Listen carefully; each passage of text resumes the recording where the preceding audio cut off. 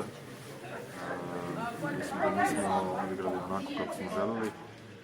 Zvezda je odigrala sjajno, čestitam na pobedi i eto, presudili su te zadnje moje izgubljene lopte, onaj faul na Kuzmiću, oni su to kaznili. Eto, na kraju igrali su izvanrednu odbranu, mi to nismo baš pametno kažnjavali kad smo god onako čitali njihovu odbranu, igrali malo slobodnije, onda je bilo i otvornih šutovi lakih poena.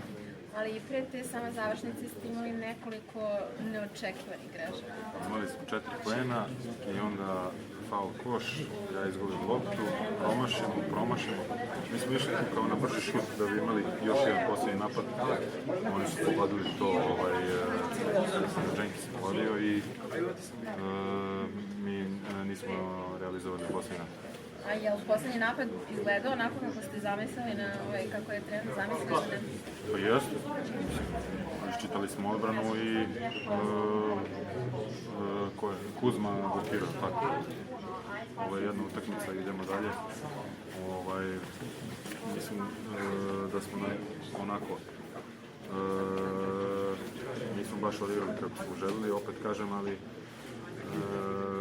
eto, bili smo jako blizu pobjede. Kako je posle duela sa Brankom Lazićem? Bilo je baš žestoko večeras. Pa bilo je, uvek je žestoko.